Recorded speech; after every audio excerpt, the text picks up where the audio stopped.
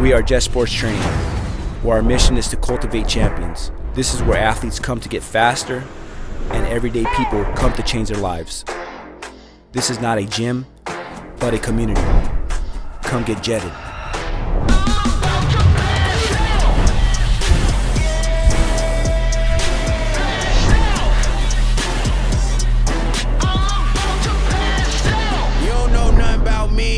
Take off in 5, 4, 3, 2, 1. Lot of y'all doubted on me. Now they like, wow, look how far you go. Legendary like all my idols, coming for it all, and I can't wait. Success just called and I got me a date. So I grab my ambitions and I'm on my way. Cross the wrong line and it's bad news. Might get burnt like a candle. We too hot to handle. World at my feet like a sandal. I only move when I plan to. Your moves could get canceled.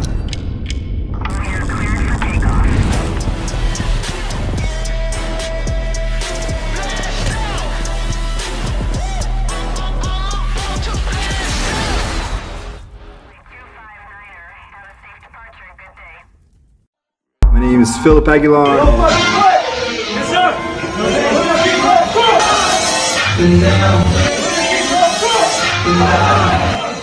We don't fucking play.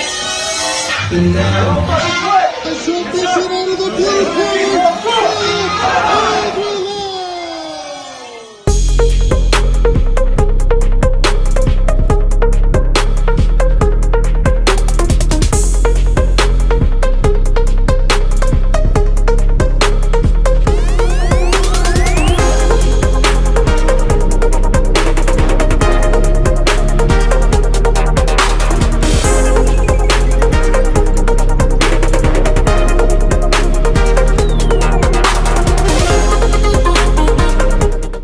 This show is sponsored by one of my best friends, Erica Sanchez, who's with Brows with Erica. She is one of the best persons in business when it comes to getting your eyebrows done. Make sure you go check her out at 6050 North Oracle Road, Suite H. Hey guys, I gotta tell you about one of the best Brazilian Jiu-Jitsu places out there, Nogales Brazilian Jiu-Jitsu. Make sure you go check them out if you're down in Nogales and say what's up to my homie Andy Behrens. Himself, go ahead, coach. Sly Lewis, head coach over at Pueblo High School. How do you pick your outfit, man? Because you're always looking so freaking cool, brother. No matter what, I got to match my shirt with my shoes. So today I felt like I wanted to rock our cool gray that we just got in. So, got to always represent the block with our Columbia blue. So Pueblo Warrior Black, man. Yes, sir. I'm always like that. And your shoes matching too, brother. Yep, got to have it. Yeah, awesome, man. So tell us a little bit what's going on in spring ball. How's the guys looking? Who are some guys we need to make sure we're looking out for this year? I'm very, very happy with what we've done through our spring ball. Again, working with Jet and our speed training with Jaden and Isaiah. That was a big, big help for us this year, and I can definitely see it helping. Our guys are moving better. So we're excited about that. And then our summer stuff that we did with our 7-on-7, guys are starting to figure it out. Obviously, this is the second year in the program, and so now they're kind of figuring out, how we want things to be done. Yeah, the new culture. And now it's just about getting them comfortable to play faster. Awesome. So I'm a baseball guy, and I only know what it looks like for a baseball season. Like, we go year round. What does spring football really look like? What are the main focuses? I know it's a little different because you got a different focus for every position. But as a team, what are you focusing on? Are you focusing on getting stronger, speed, adjusting plays that maybe didn't work last year? What are you focusing on? Yeah, honestly, that's exactly it. It's definitely working on speed and agility, also making sure that we're in the weight room, getting bigger, faster, stronger. And then install for the duration of the year as far as like into season, but also into our 7-on-7 and using those passing concepts that we'll have exactly, when we get into our season as well. So it's a lot of reps, getting guys developed. Some guys are obviously, can switch positions, but overall it's just making sure that we're installing and preparing for the season. Awesome. So what's the biggest difference coming into this year? Like, how many seniors did you lose, and who are the guys that are looking like they're going to replace those spots? So we lost 12 seniors. That was my first group, obviously, this year, last year, and great young men. I tell them all the time that they laid the foundation for the future of our program, and I couldn't be more prouder to be around those guys. This year, we're going to have some guys. I think that last year they were juniors, even a couple sophomores that are now taking the reins of that leadership part.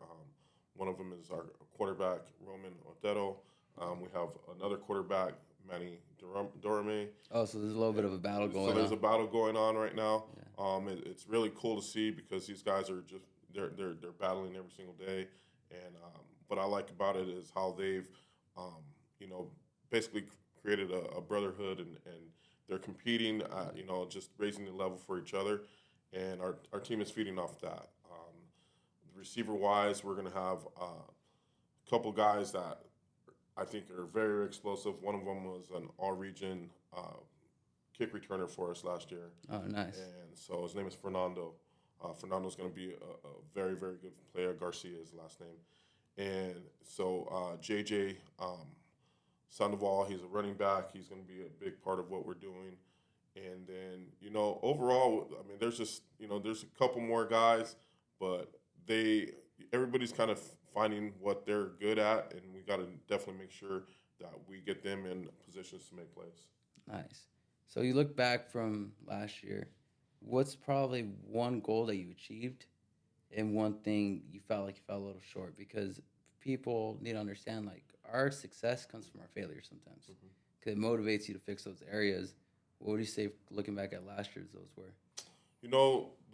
I would say, honestly, just more details.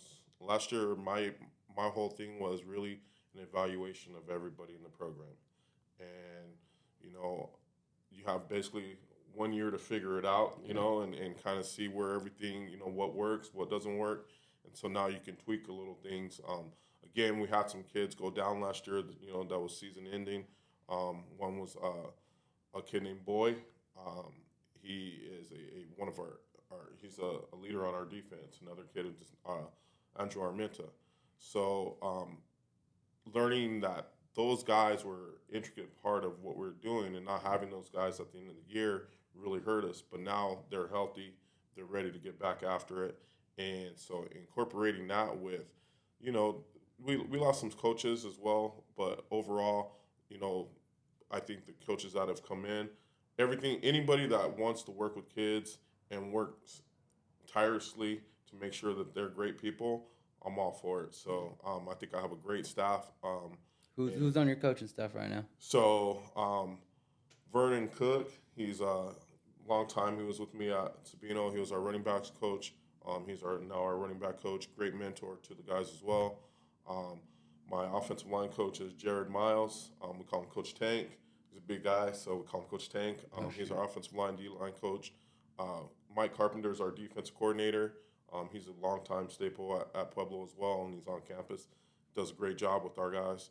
And so, and then we have Oscar Landry. He's our DB. He's a DB assistant. But Will Ray Fontenot, he's a ton of knowledge, played for the University of Arizona. He's our DB coach. And I think the guys learn a lot from him. He's really good at what he does. It's cool to watch. And so, also, we're all about bringing alumni back, bringing guys back that have been a part of the, Warrior block and know the kids, because they were once those kids as well. Yeah. So Omar Ibanez, he was a stud back in the day for Brandon Sanders. So brought him. That's why I heard that name before. Yeah, he was a stud, man. So we brought him back. He's going to be our linebackers coach. He's doing a great job with the guys as well. And so and then I brought up Joe Vega. He's going to be our receivers coach. And so I'm excited for the group. We have, another coach for our JV freshmen. Ton of, just energy. Yeah. And I love it. His name is Dex Horn. And so that group as well, I think it's going to be a very, very solid group. So that's happy. Incredible. Now I'm going to start, because last time we talked, I told you I was entering my first year coaching. And I want to pick your brain in this. How do you get parents and kids?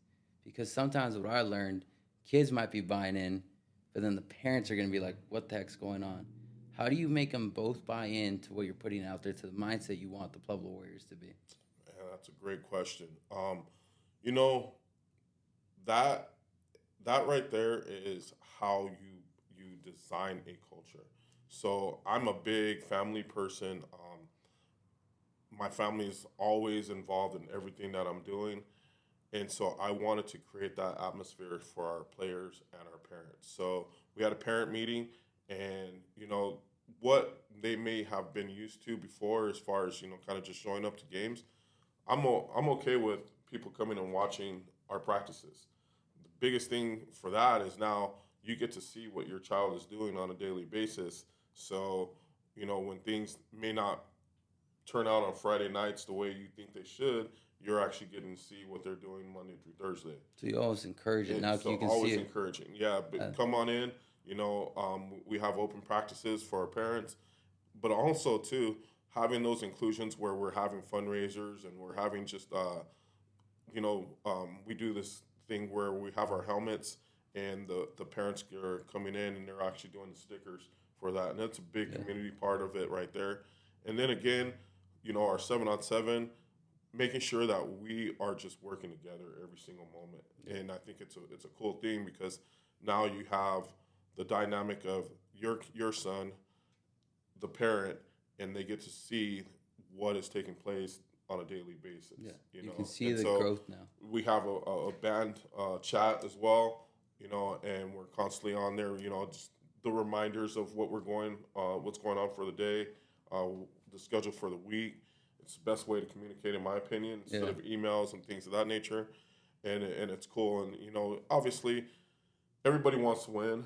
Everybody wants to do it the right way. But I think, honestly, the way that I've been accustomed to is if you involve everybody as a family, it makes it that much cooler when you have great experiences. It takes a village to hold that state championships at the end. It really does. It really does. From administration to faculty to just to aunts, uncles, you name it. So we're just trying to be one big family. Obviously, not all families get along at times, but we know for a common goal for these guys to be successful, not only in football but in life. Yeah, and like for families, I always say that. Like I was talking to my guys last week, and I'm like, hey, if you're fighting, it's almost okay. Yes, because you wouldn't fight with someone that you really don't care about. Absolutely. And that's where brothers comes from, because you can think about it. Like my dad and his brother go at it all the time, but they still love each other. Yes.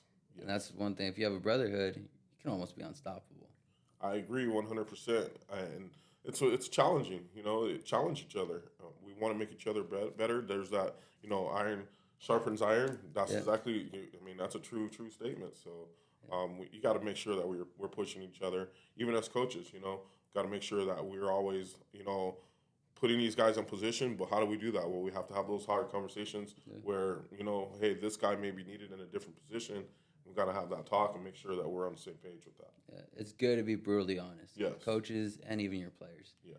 So I'm going to kind of reverse that question, because I'm a JV coach, and Mark Morris does a great job making sure we're all in the same goal, doing the things the same way.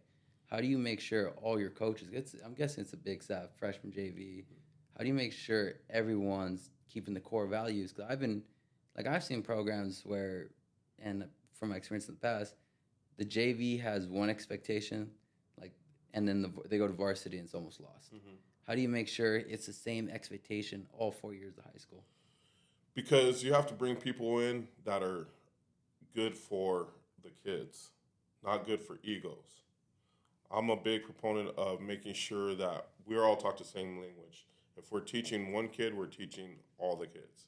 So if you have a culture to where it's the varsity and the JV freshmen or whatever, that's not going to work, because eventually those JV freshman guys are going to be the varsity guys. So we might as well be on the same level, making sure that we're talking the same language. We're teaching the exact same things as far as our skills, their steps, the proper way to tackle. And overall, like with our staff, we're having a staff meeting every week, and we're getting all those things, no matter who it is. And nobody's bigger than the program. Absolutely. Myself included. That's the biggest way that people need to look at it. What can I do? What do I specialize in doing to make sure that our whole program can be successful? Yeah. So we talk about, the old check the ego out the door. As soon as you walk into the weight room, everything shuts down from the outside world. You got to make sure that you're locked into what we're doing. Get this done. Our coaching staff comes in. It's the same thing. Check the ego out the door. Everybody's going through things at home, things of that nature. I tell our kids all the time, you have 3.5 hours to be a kid. Be a kid as long as possible. Coaches, anybody going through anything, it's an open door policy. Yeah. My office, open to anybody. We'll talk about it. We're a brotherhood. We got to make sure that if the coaches are on the same accord with that, then the players are going to be on the same accord. So now you're creating that bond and that family. Yeah, and that's so huge because, like I said, my dad was the principal at Pueblo. I got to see the culture around that whole neighborhood. And it's filled with a bunch of kids that are ready to grind. Yeah. But there's a lot of different avenues that you can go, and having a place like how you're talking about it, open door policy. Man, that's not only winning ball games, that's saving kids. Yes. And then you're familiar with it because this is the high school you went to. Right. So I kind of let's take it back a little bit. Kind of tell us your experience at Pueblo and how much it's changed to now. You know, what I've seen there was a lot more family involvement when I was in school. You know, there's obviously no phones, anything like that. So there's a lot more, there was a Friday game, everybody's at the Friday game. You know what I mean? Friday Night Lights. Yeah, Friday Night Lights. Thursday, same thing. And it was just more, together.